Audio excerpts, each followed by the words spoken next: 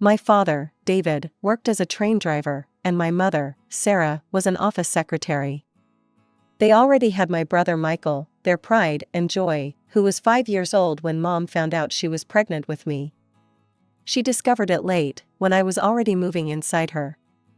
They didn't want another child, one was enough, they said. We should get rid of it, I overheard Mom telling Dad one night when I was around 6, recounting the story to him for what must have been the 100th time. But those damn doctors said it would be risky for my health. We had no choice. I was that sickly kid, constantly battling one thing or another. Colds, flu, ear infections, you name it. Mom had to take so much time off work to stay home with me that she eventually lost her job. I remember the day she got fired, she came home, looked at me with such disdain, and said, "Well, Amber, I hope you're happy now." The only bright spot in those early years was my grandmother, my father's mother. While Mom would barely touch me when I was sick, Grandma would sweep into our house like a warm breeze, bringing soup and kisses, even when I was contagious.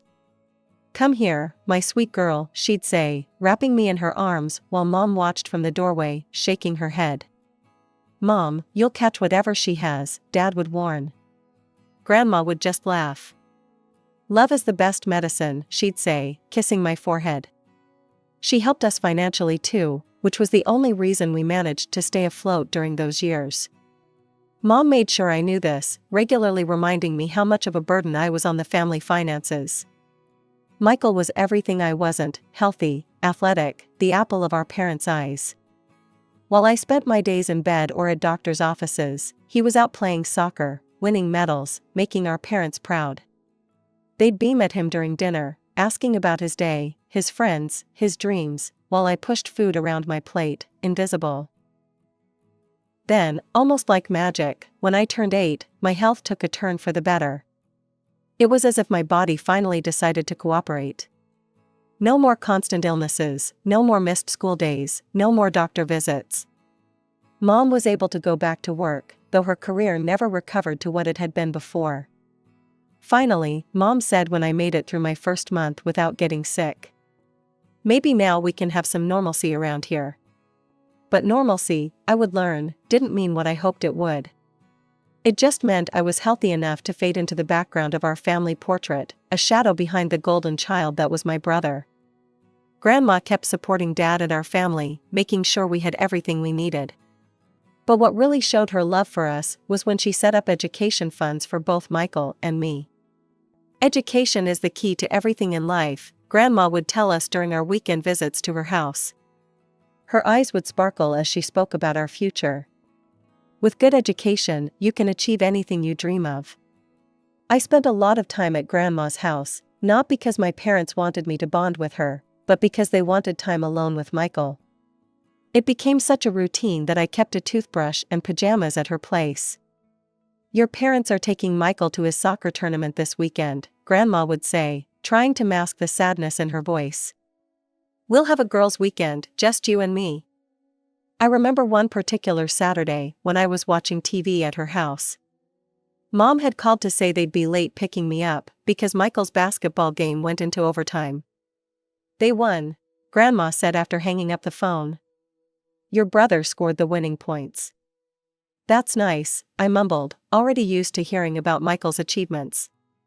"What would you like to do, sweetheart?" Grandma asked, sitting beside me. "You never talk about your interests." That's when I broke down and told her about the ice skating classes I'd been begging Mom and Dad to let me take. I'd seen the ice rink at the mall and couldn't stop thinking about gliding across that smooth, shiny surface. "Mom said they can't afford it," I explained, picking at a loose thread on my sleeve. "But they just paid for Michael's new soccer gear and basketball shoes last week." A few days later, I worked up the courage to ask about singing lessons. There was a choir at school, and the teacher said I had a nice voice. "Honey, we spend all our extra money on your brother's activities," Mom said without even looking up from her phone. "He's really showing promise in sports. We need to invest in his future." "But Grandma set up education funds for both of us," I argued. "Couldn't we use some of that?" Dad stepped in then, his voice firm. That money is for college, Amber. Michael needs these activities for his college applications. You understand that, right? I didn't understand, actually. I didn't understand why Michael got to try everything he wanted: soccer, basketball, swimming, track, while I sat on the sidelines. I didn't understand why they went to every single one of his games, but never asked what I might want to do. I didn't understand why being their firstborn made him so special and me so forgettable. The pattern continued through elementary school and into middle school. Every time there was a choice between Michael's activities and anything I wanted to do, Michael won. They'd sit in the bleachers cheering at his games, posting proud parent moments on social media, while I did my homework alone at Grandma's house. When Michael got accepted into the most expensive college in the next state, our parents couldn't have been prouder. Money wasn't even a question, they'd make it work, they said. After all, this was their son's future we were talking about. We're so blessed to have such a brilliant boy, Mom gushed during his send-off party. He's going to do amazing things. I stood in the corner, holding a plate of cake I didn't want to eat, watching them fawn over him. Dad had his arm around Michael's shoulders, both of them grinning as Mom took photos for Facebook. Then came the weekend visits. Every other weekend, like clockwork, they'd pack their bags and drive 6 hours to see him. I was never invited. So I'd stay at Grandma's house, scrolling through my phone, watching their weekend adventures unfold on social media. Photo after photo, video after video, Mom, Dad, and Michael at restaurants, at football games, exploring the city together. They looked so happy, so complete. A perfect family of 3. The captions were what hurt the most. Weekend with our pride and joy. Best son ever. Making memories with the light of our lives. Family time with our only hope for the future. Finally, after months of this, I couldn't take it anymore. They were packing for another weekend trip to see Michael when I confronted them. Why do you pretend I don't exist? I asked, my voice shaking. You never mention me in your posts. You never take me with you. It's like you wish I wasn't here. Mom barely looked up from her suitcase. There you go again, always complaining. I'm not complaining, I'm just. You should be grateful you're even here, she cut me off, her voice sharp. Or did you forget I wanted to have an abortion? The words hit me like a slap. Dad just stood there, checking his phone, as if Mom hadn't just said something incredibly cruel to their daughter. That's when it finally clicked. All these years, I'd been trying to find some deeper explanation for why they treated me the way they did. Maybe they were stressed about money. Maybe they were overwhelmed with 2 kids. Maybe they just didn't know how to show love to both children equally. But no. It was much simpler than that. They just didn't like me. They didn't want me. They never had, and they never would. I was the child they were forced to have, the one who ruined their perfect family of 3, the mistake they had to live with. Standing there in our living room, watching them pack for another weekend with their only child, because that's how they saw it, I felt something inside me break. But it wasn't the shattering pain I'd expected. Instead, it was like a chain snapping, freeing me from the desperate need to win their love. Michael's 20th birthday was a big production, like everything else in his life. Mom and Dad not only drove to his college town, but they also arranged to bring along his best friends from high school. They rented out an entire restaurant and planned a huge surprise party. You'll stay at Grandma's that weekend, Mom informed me, not even pretending it was a question. We'll be too busy with the party arrangements. I watched the whole thing unfold through the live stream on Instagram. Mom was doing her usual social media coverage, making sure to capture every moment. Michael's shocked face when he walked into the restaurant. The cheers from his college friends. The emotional speech Dad gave about his only child, making him proud every day. But something was different this time as I sat on Grandma's couch, watching it all on my phone. The familiar ache in my chest wasn't there anymore. Would you like me to turn it off? Grandma asked, noticing me watching the stream. No, I replied, surprising both of us. I'm actually okay. And I was. Somewhere along the line, the pain of being forgotten had dulled into acceptance. I still had Grandma, who showed me what real love felt like. She didn't need social media posts to prove she cared about me, she just did. 2 years later, when I was 17, Michael graduated from college and dropped the big news: he was getting married. His bride-to-be, Patricia, was 35, divorced, with 2 kids of her own. She also happened to be loaded. Can you believe our luck? Mom squealed during dinner the night Michael brought Patricia over. Our son has found such a wonderful, established woman. Patricia sat at our dining table dripping in designer clothes and jewelry, while her 2 children played on expensive tablets. Michael looked at her like he'd won the lottery, which, in our parents' eyes, he had.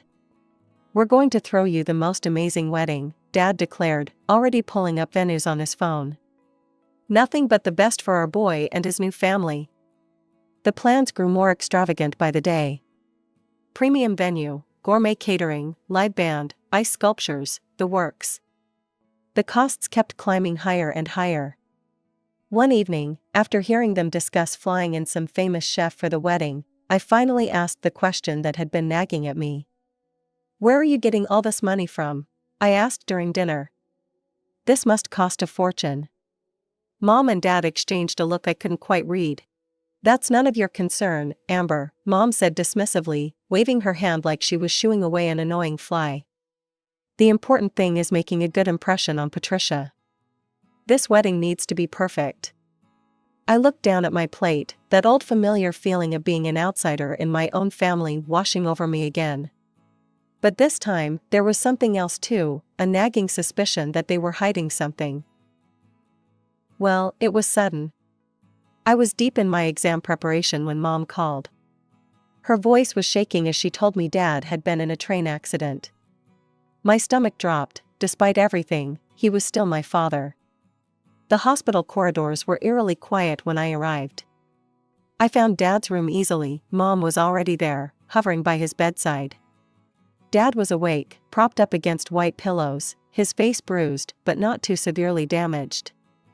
His eyes were fixed on his phone screen, thumb scrolling restlessly.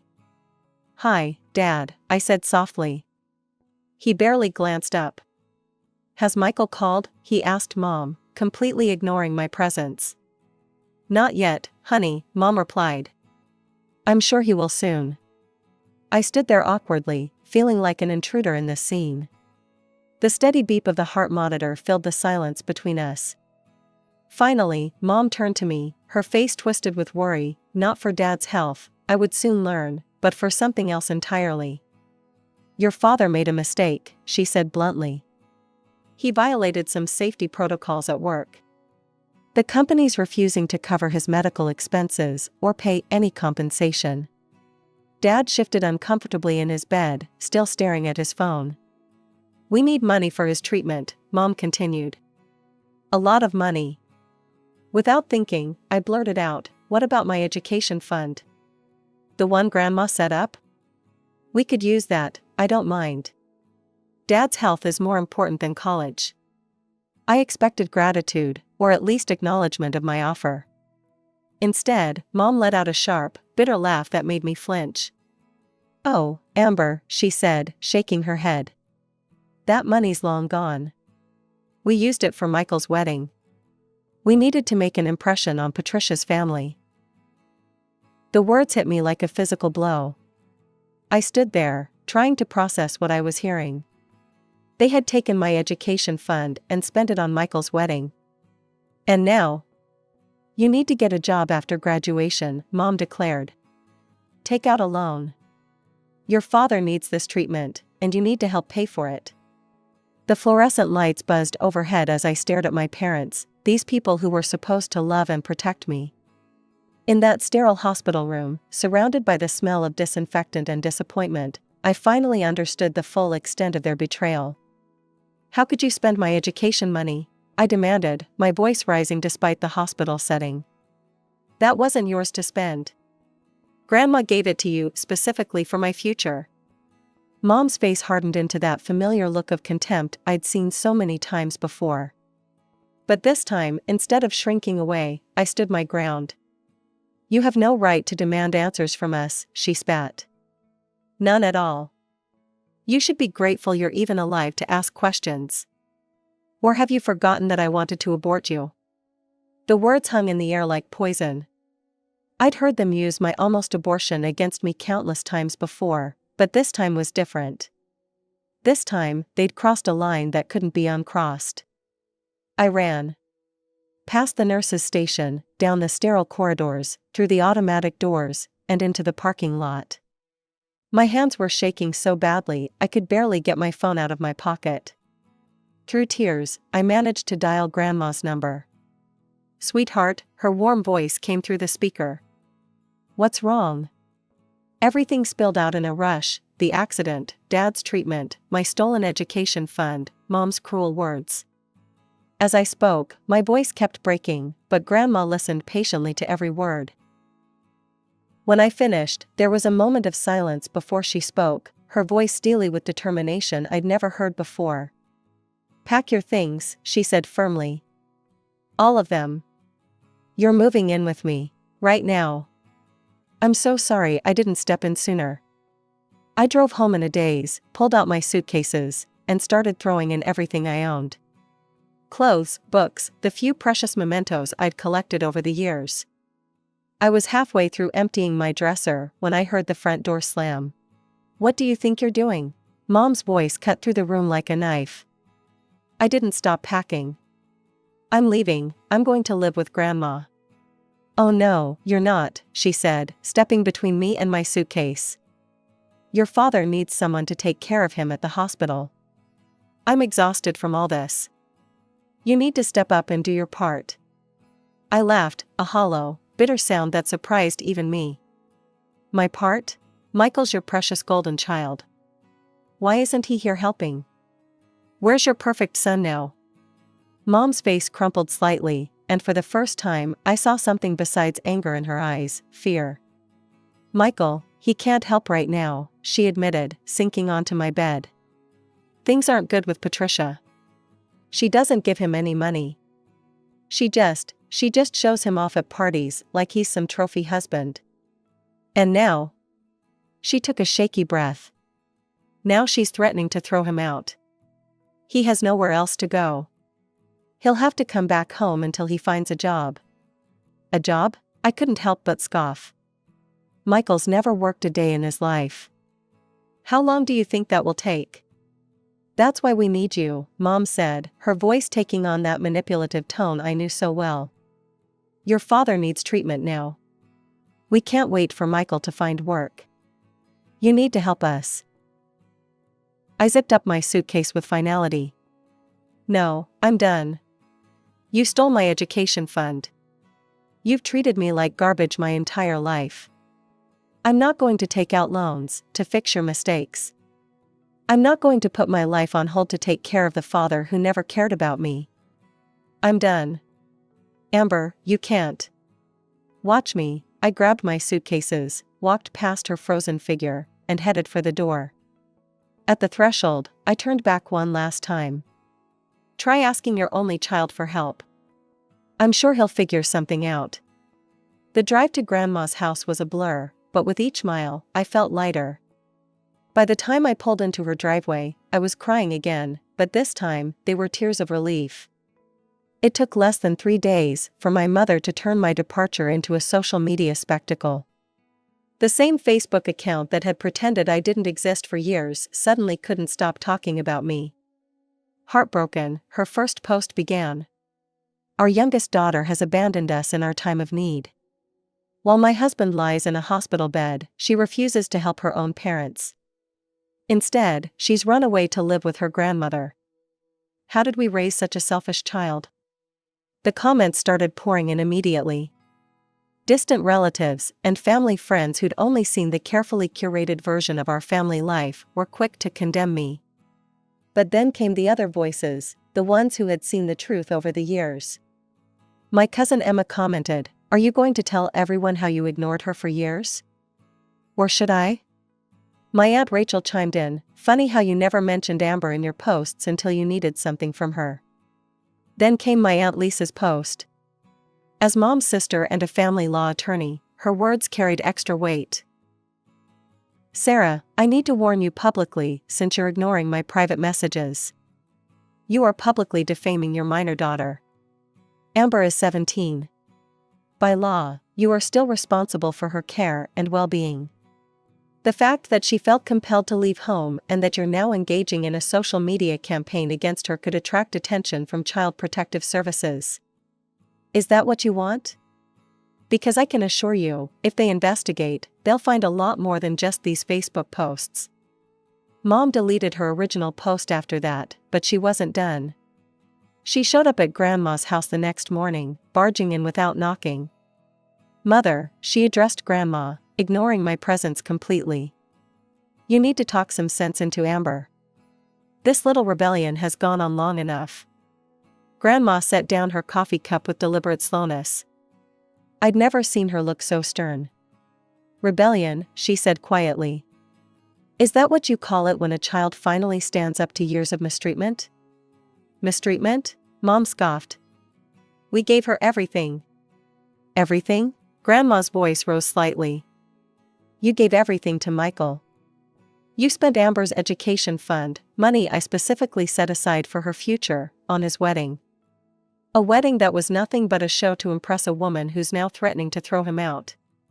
You needed to think about both your children's futures," Grandma cut her off. "Instead, you burned through money like there was no tomorrow." "Well, tomorrow's here now, isn't it? And no, I won't be paying for David's treatment." Mom left in tears, but they weren't tears of remorse, they were tears of frustration that her manipulation hadn't worked. As the door slammed behind her, Grandma reached over and squeezed my hand. Within a month of my departure, my parents were forced to sell our family home to cover Dad's medical expenses. They moved into a tiny 2-bedroom apartment in a less desirable part of town, and then Michael showed up on their doorstep. Patricia had finally had enough of his lazy, entitled behavior. She'd kicked him out with nothing but his designer clothes and the expensive watch she'd bought him for their wedding. He arrived at our parents' new apartment expecting the same royal treatment he'd always received. At first, they tried to maintain the illusion. I heard through family gossip that Mom was still cooking his favorite meals and Dad was making excuses for why Michael couldn't find work right away. But reality has a way of breaking through even the strongest denial. "Did you hear?" Grandma told me one morning over breakfast. "Your mother finally told Michael he needs to get a job. He said they owed him a comfortable life since they'd never prepared him for the real world." They had a huge fight about it. Meanwhile, I was building my own life. I graduated high school with good grades, not that my parents noticed, and Grandma helped me enroll in the local community college's accounting program. It wasn't the prestigious university I'd once dreamed of, but it was a solid education that would lead to a stable career. I even landed an internship at a small accounting firm downtown. The pay wasn't much, but the experience was invaluable. My supervisor, Mrs. Chen, actually appreciated my attention to detail, something my parents had always dismissed as being too perfectionist. Living with Grandma was healing in ways I hadn't expected. We developed a comfortable routine, breakfast together before I headed to classes or work, dinner in the evening where we'd talk about our days. She actually listened when I spoke, asked questions about my life, celebrated my small victories. Then came the day she asked me to accompany her to her lawyer's office. "Just some paperwork I need to update," she said casually. I sat in the elegant office, trying not to fidget as her lawyer, Mr. Peterson, pulled out a document. "I'm updating my will," Grandma announced. "I want to make sure everything's properly arranged." My heart stopped as Mr. Peterson began reading. Grandma was leaving everything to me, the house, her savings, even her cherished collection of antique jewelry. "Everything." "Are you sure?" I whispered when we left the office. "What about Dad and Michael?" Grandma took my hand. "Your father and brother have taken enough from you. I won't let them take anything more. This is your future I'm protecting now." I hugged her tight, fighting back tears. "I won't tell them," I promised. "Good," she smiled. "Let them figure out their own futures for once." That night, as I lay in bed in what had become my room, really my room, not just a space I occupied in someone else's house, I thought about how life had changed. My parents and Michael were struggling in their small apartment, fighting over money and blame. Mom had stopped posting on social media entirely. Dad was back at work, but demoted to a desk job. And me? I was thriving. I had a grandmother who loved me, a future I was building for myself, and for the first time in my life, I felt truly wanted. Sometimes the family you're born into isn't the family you're meant to stay with. Sometimes the best thing you can do is walk away and build something new. Something better.